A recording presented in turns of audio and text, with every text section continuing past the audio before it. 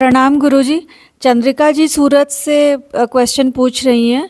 वो कहती हैं कि कुछ दिनों से कुछ अजीब सा खालीपन महसूस हो रहा है, कुछ ना करना ना कहना, और ऐसे अजीब सी घबराहट कहो या कुछ छूटा जा रहा है। पता नहीं क्या हो रहा है, जैसे बेचैनी सी हो रही है, साथ ही साथ जानना भी जैसे सघन होता जा रहा है। शांत होती हूँ तो बहुत सी आवाज़ें भी एक साथ सुनना होता है।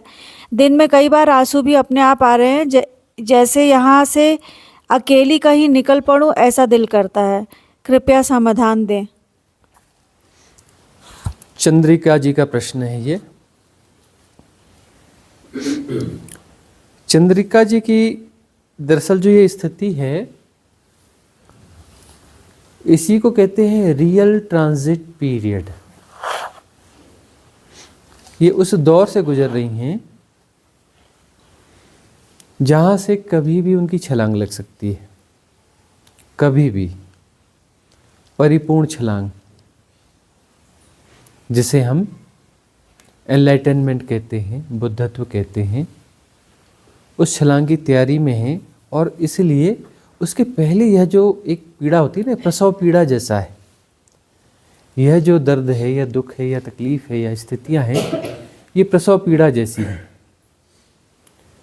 जैसे माँ जन्म देने वाली होती है ना बच्चे को, उस समय कितनी तकलीफ में रहती है। बिल्कुल लास्ट मोमेंट में तकलीफ आती है, ज़्यादा जो तकलीफ रहती है ना, पीक तकलीफ तभी आती है जब बच्चे को जन्म देने वाली होती है।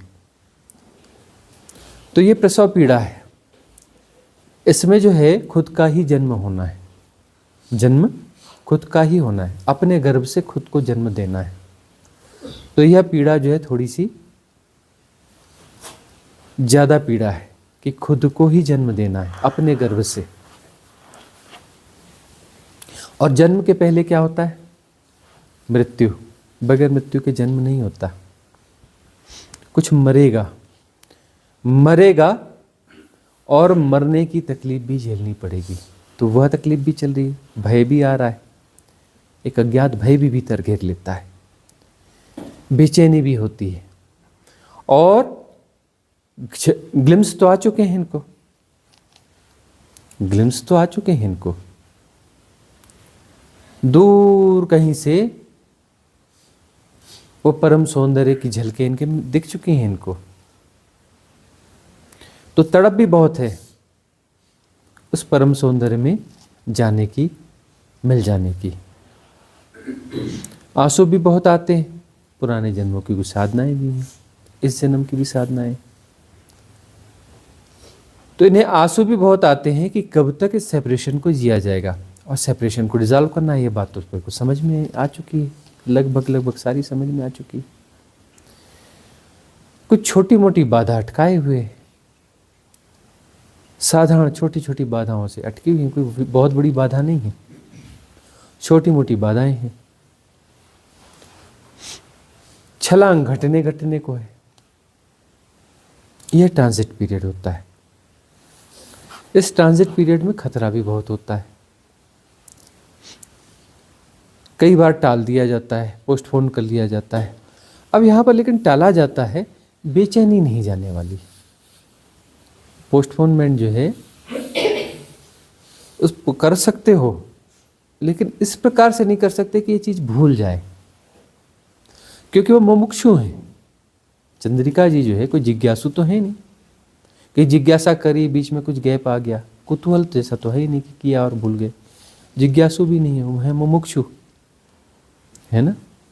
वो रात के सपने में भी उनसे पूछो कि क्या होना है, कुछ चर्चा करो, तो चर्चा जो है मुक्ति और साधना की डीप वही चर्चा करेंगी। आधी रात में झकझोर के उतारोगे तो उनकी चर्चा वही निकलेगी, दूसरी चर्चा वो कर नहीं सकती। कर रही हैं तो नकली दूसरों को दिखाने के लिए कर रही हैं, इधर उधर की बातें। भीतर तो साधना, गहन साधना, मुक्ति, सेपरेशन को कैसे डिजॉल्व करना, कौन सी बाधा है, कैसे पार हो, इसके अतिरिक्त तो कुछ उनके भीतर चलेगा नहीं, चल नहीं सकता, क्योंकि वो मुमुक्षु हैं। अब मुमुक्षु हैं और छोटे मोटे बैरियर्स और बाधाएं हैं, तो उन्हें ज़्यादा तकलीफ देंगे। अब जो मुमुक्षु नहीं है ना, उसको बड़ी बड़ी चीज़ें भी रहेंगी तो उनको तकलीफ कम होगी, और जो मुमुक्षु है ना, उसको साधारण बाधाएं हैं जो कि डिज़ॉल्व होने से रोक रही हैं, सेपरेशन को कहीं ना कहीं बना रही हैं। छोटी मोटी चीज़ें, छोटे मोटे मैट्रिक्स जो उन्हें दिख भी रहे हैं कि ये देखो ये मैट्रिक्स है और ये फाइनल मैट्रिक्स है, दिख भी रहा है, और से डिज़ॉल्व करने में थोड़ी देरी हो रही है, थोड़ी कहीं कुछ कमी हो जा रही है, तो हल्के फुल्के मैट्रिक्स बचे हुए वो नहीं टूट पा रहे हैं, तो उनकी पीड़ा सोच लो कैसी होगी, पीड़ा बहुत ज़्यादा होगी ना। जिन्हें ग्लिम्स आ रही हैं जिससे वह परम सौंदर्य झलकियाँ दिखाता रहता है बार बार, उनको बार बार वो झलकियाँ आती हैं परम सौंदर्य की, बार बार झलकियाँ आती हैं, रोज झलकियाँ आती हैं उस परम सौंदर्य की। उन्हें मुक्ति मोक्ष की परम स्थितियाँ जो हैं एवरी डे, प्रतिदिन दिखती हैं, और फिर भी जो है कुछ दूरी बनी हुई है, झलकियाँ आती रहती हैं और कुछ दूरी बनी हुई है। जिसको मंजिल का पता न हो, एक कल्पना में मंजिल हो तो चलता रहता है, अरे भाई ठीक है हम साधना कर रहे हैं, जन्मों जन्मों की यात्रा है, लोग जस्टिफाई करते हैं ना, ठीक है हम साधना तो कर ही रहे हैं, अपने से जो बनता है, यात्रा तो जन्मों जन्मों की, कभी ना कभी हो जाएगा, वो लगे रहते हैं। उनके अंदर बेचैनी बहुत ज़्यादा नहीं होती है, बहुत ज़्यादा बेचैनी नहीं होती। अब इनकी बेचैनी तो होगी ना, क्योंकि कोई कल्पना तो है नहीं, जो उन्हें झलकियाँ तो दिखती रहती हैं परम सत्य की, परम सौंदर्य की।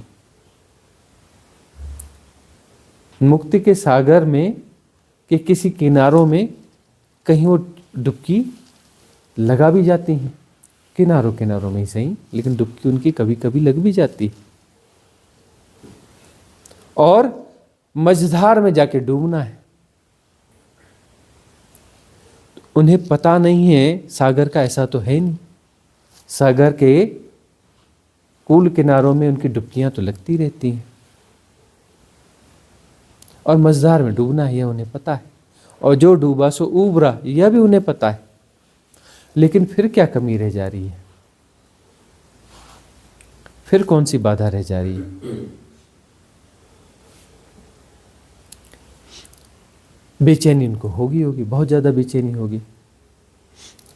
अब जिन परिस्थितियों को वो जी रही हैं, ठीक है संपन्नता है, सब कुछ है, वैसे कोई दिक्कत नहीं है, घर परिवार सब कुछ है, इनका मोह तो कहीं है नहीं, न बच्चों में, न पति में, न रिश्तेदारों में, न घर में, न द्वार में, मोह तो कहीं उनका फंसा है ही नहीं।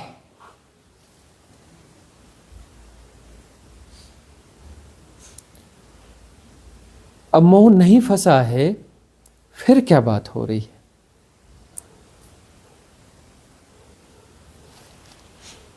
फिर क्या बात है? जब मोह कहीं फंसा नहीं है, फिर क्या बात हो गई? बहुत गहरी गहरी बातें होती हैं। कुछ थोड़े मोड़े कर्म प्रारब्ध कहीं बचे हुए हैं,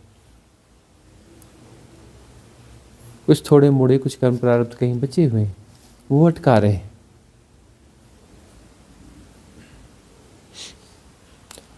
इन्हें करना क्या चाहिए? इन्हें करना कुछ नहीं चाहिए, सहज प्रवाह से उसे देखते रहना चाहिए। जो बेचैनी है, जो तड़फ है, आंसू निकलते हैं, रोना होता है तो हो जाता है, ठीक है स्वीकार करो। बेचैनी हो रही है, ठीक है स्वीकार करो। और सांसारिक कष्ट कुछ है उन्हें, बचपन से ही है ना। चुने हुए लोगों को सांसारिक कष्ट ज़्यादा होते हैं, दैहिक कष्ट भी होते हैं, सांसारिक कष्ट होते हैं। उनका जीवन कष्टों से भरा होता है। कितनी उल्टी बात है। परमात्मा जिनसे प्रेम करता है उनका जीवन कष्टों से भरा होता है, तकलीफ़ों से भरा होता है। सांसारिक समस्याएं, पारिवारिक समस्याएं, शारीरिक समस्याएं भी होती हैं। कष्टों से भरा होता है उनका शरीर, उनके पारिवारिक संबंध, उनका जो भी जीवन है तरह तरह के कष्टों से भरा होता है। क्यों? क्योंकि वो चुने हुए हैं, क्योंकि परमात्मा उनसे प्रेम करता है। परमात्मा प्रेम करता है का क्या अर्थ है? कोई परमात्मा है वो उनसे प्रेम करता है ऐसा? मतलब अस्तित्व के हिसाब से अब जो है वो छलांग लेने के करीब है। अस्तित्व के दला मतलब दला और रित जिसे हम कहते हैं, रित के हिसाब से, दला के हिसाब से वो अंतिम छलांग के करीब करीब हैं। तो करीब करीब हैं, सोने नहीं देंगे। इधर मोह बांधोगे उधर झटका मिलेगा, इधर कुछ भी करोगे तुरंत झटका मिलेगा। कहीं भी कोई परिस्थिति अनुकूल नहीं बनेगी, न घर, न परिवार, न रिश्तेदार। अनुकूल परिस्थितियां बनना बहुत मुश्किल काम है उनके लिए। हर जगह से कष्ट, तकलीफ, दुख सब बना रहेगा। ज्यादातर संबंध ऐसे हैं जिन पे भरोसा नहीं कर सकते, साथ नहीं देते, धोखा करते, चलता ही रहेगा। अस्तित्व प्रेम में है, तुम्हारे प्रेम में है, तुम्हें सोने नहीं देगा। तुम्हारी आंखों से आंसू झरते रहेंगे।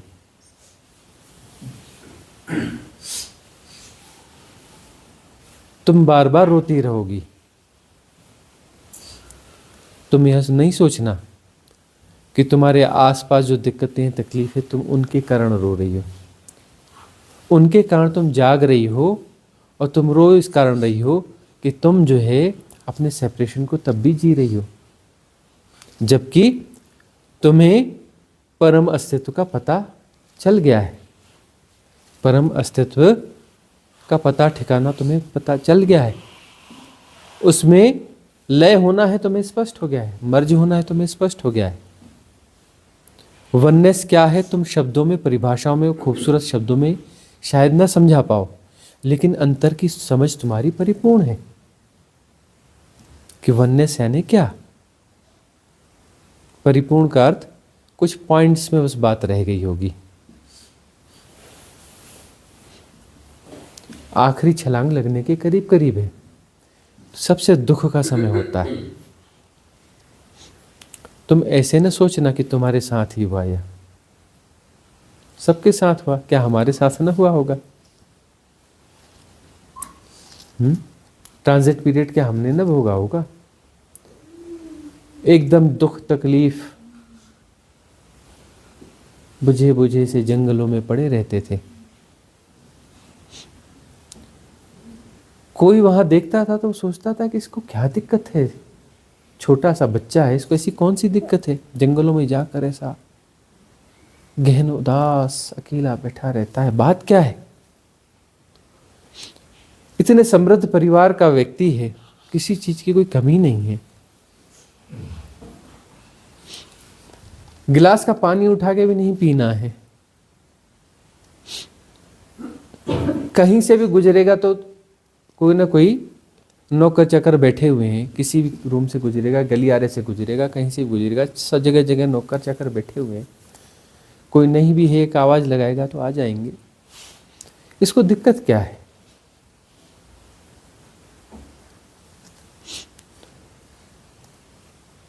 उन्हें समझ में नहीं आएगी बात।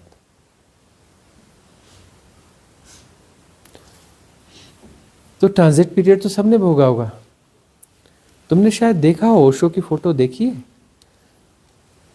एनलाइटनमेंट से कुछ महीने पहले की फोटो देखिए कि कभी ढूंढ के देखना, इंटरनेट पे मिल जाएगी। सूख के हड्डी हड्डी हो गए। कैसे हो गए? हड्डी हड्डी, चेहरा बिल्कुल बुझा हुआ, कोई पहचानेगा कि ये 20 साल का व्यक्ति ऐसा लग रहा है जैसे होगा 45-50 साल का। चेहरे पे कोई रौनक है न कुछ है, हड्डियां, गाल बिल्कुल अंदर धसे हुए, चेहरे पर बिल्कुल जैसे चिंताओं की रेखाएं खिंची हुई, एकदम विचित्र सा फोटो। तो ट्रांजिट पीरियड तो उन्होंने ही भोगा क्या कृष्ण को न भोगना होगा, न भोगा होगा? क्या शिव ने न भोगा होगा? क्या कबीर ने न भोगा होगा? क्या नानक ने न भोगा होगा? नानक की तो कथाएं भी हैं, आते रहते थे रात सारी सारी रात। किसी पीड़ा से ग्रस्त पड़े रहते थे।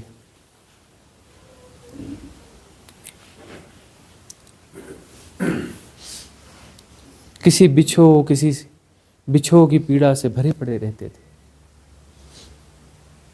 तो ट्रांजिट पीरियड तो सबके जीवन में आएगा, भोगना पड़ेगा। रुदन होगा, बार बार रोना होगा, बेचैनी होगी, छटपटाहट होगी, ऐसा लगेगा कि इस जाल में फंसे हैं, जाल को तोड़ दें और उड़ जाएं। बहुत बड़ी बात है कि जालों का पता चलता है। अरे लोग जो है जाल बुनते हैं कि जाल सुरक्षा है, जाल को सुरक्षा मानते हैं, जाल बुनते हैं, जाल चाहते हैं। वो उनके लिए जाल नहीं है, वह सिक्योरिटी की फेंसिंग है उनके लिए।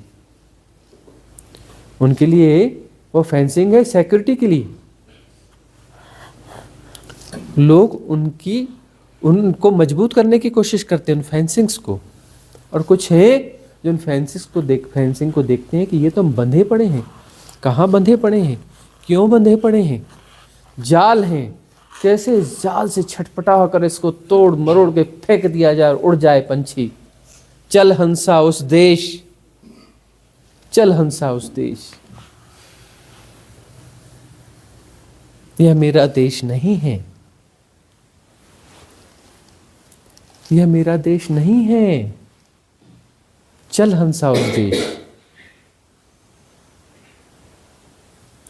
तो माया जाल दिखने लग गया, जिसको दिखने लग गया ना, माया जाल की तरह दिखने लग गया, उसके जीवन में कितनी न पीड़ा होगी।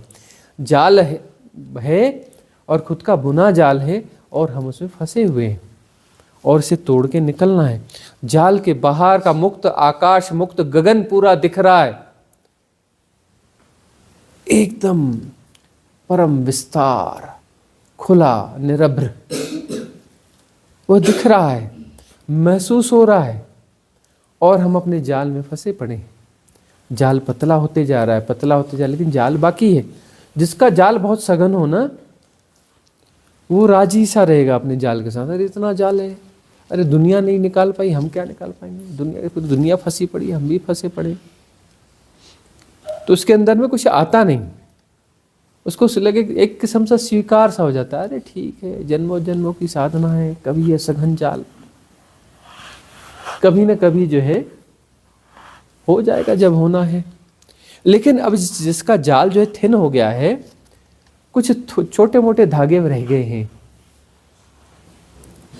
उसे लगता है कि बस एक झटका और यह जाल टूट जाएगा। पतला सा जाल बचा है, कब यह टूट जाए, कब यह टूट जाए और वह आकाश, निरभ्र आकाश, वह गगन अनंत असीम,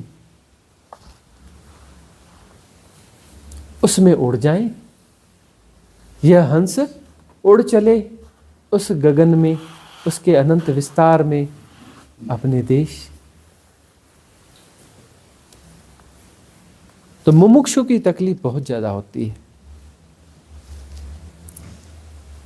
क्योंकि जाल में इतने छेद हो गए हैं, जाल इतना पतला हो गया है कि इस जाल से सब दिखता है।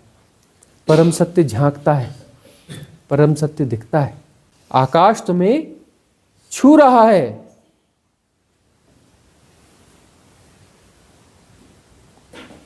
तुम्हें दुलार रहा है, तुम्हें पुकार रहा है। और तब भी कुछ बाधा है, तो छोटी सी बाधा भी जो है बहुत परेशान करेगी, बहुत परेशान करेगी। जब भी यह दुख सघन हो तो समझ लेना मंजिल पास है, अंतिम उड़ान की घड़ी।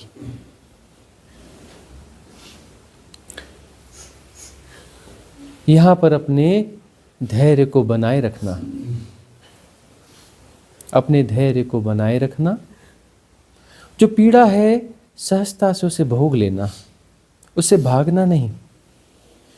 पीड़ा को दबाने की, खत्म करने की कोशिश नहीं करना, पीड़ा को सहजता से स्वीकार कर लेना, उस पीड़ा को भोग लेना। यह अंतिम भोग है। जाल सघन इसलिए ही था कि तुम न उड़ने के एक्सक्यूज बहुत सारे बटोरे हुए थे, तरह तरह के एक्सक्यूज न उड़ने के, और वही जाल था। अब जो है समझना चालू कर दिया तुमने कि ये एक्सक्यूज जो हैं हमारे रचे हुए एक्सक्यूज हैं। जब भी हम पंख फैलाएंगे, उड़ने की गहन अभिप्सा से भरेंगे, अनुकूलताएं अपने आप बन जाएंगी। सारे के सारे जाल अपने आप विसर्जित होते चले जाएंगे। तुम उड़ते हो और पाते हो कि कभी कोई जाल बाधा नहीं बनता।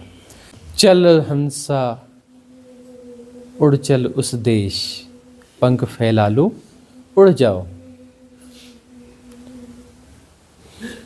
कोई बाधा नहीं है, कोई भी बाधा नहीं है। यही तो समझना था। यह जो मैट्रिक्स हम गढ़ते हैं एक्सक्यूज के कि नहीं अभी यह बाधा है, वह बाधा है, अभी हम कहाँ योग्य हैं, अभी हमारी कहाँ पात्रता है। हमारे अपात्र होने के एक्सक्यूज हमारे खुद के हैं। तुम अपात्र हो का क्या अर्थ है कि तुमने खुद जो है अपने एक्सक्यूज गढ़े हैं कि हम अपात्र हैं। तुम्हारी अपनी घोषणाएं हैं कि हम अपात्र हैं। अपात्रता तुम खुद निर्मित करते हो, तुम उसकी घोषणा करते हो, तुम उन्हें संभालते हो, तुम उन्हें पुष्ट करते हो। तुम अपनी अपात्रता के इन एक्सक्यूजेस को समझ जाते हो और अपने एक्सक्यूज वापस ले लेते हो, सारा जाल गायब होने लगता है। तुम्हारा साहस बढ़ता है, तुम्हारे डैने खुलने लगते हैं, तुम्हारे पंख फैलने लगते हैं, तुम उड़ान के लिए तैयार होने लगते हो। और जब भी तुम उड़ान भरते हो तो तुम्हें पता चलता है कि बाधा तो कुछ है ही नहीं उड़ने में। सारी की सारी बाधाएं हाइपोथेटिकल हैं। अब जो रोना है, दुख है, बार बार आता है चंद्रिका जी को, प्रतिदिन आता है। बचे खुचे जाल सारे विसर्जित हो रहे हैं। चंद्रिका जी को यही संदेश है, अब देर की जरूरत नहीं है, पंख फैलाओ और उड़ जाओ। जो तुम्हें दिख रही हैं पतले पतले जाल, जो बाधाएं दिख रही हैं, जो धागे दिख रहे हैं जाल के, घबराना नहीं, वो तुम्हें अटैक नहीं कर पाएंगे। तुमने यदि उड़ान भर ली, तुम्हारे उड़ते ही वो जाल गायब हो जाएंगे। वो तुम्हारे उड़ान में बाधा नहीं बन पाएंगे। बस तुम पंख बराबर फैलाना और अपनी मौज में उड़ जाना, रुकना नहीं। बिल्कुल गुणा भाग नहीं लगाना कि कौन सा जाल कहाँ पर है, कहाँ बाधा बन रहा है। तुम उड़ जाना, तुम पाओगे कि वो जाल दूर और दूर और दूर होते जा रहे हैं और धीरे धीरे सब विसर्जित हो जाएंगे। मुमुक्षु क्यों अटकता है? मुमुक्षु को क्यों अटकना चाहिए? जिज्ञासु अटके बात ठीक है, मुमुक्षु क्यों अटक रहा है? मुमुक्षु को तो बस पंख फैलाना है, उड़ जाना है। जो जाल दिख रहे हैं उन जालों का गुणा भाग नहीं लगाना है। पतले पतले जाल दूर कहीं दिख रहे हैं, तुम उड़ तो जाओ। वह अनंत असीम निर्गुण, तुम उसमें समा जाओगे।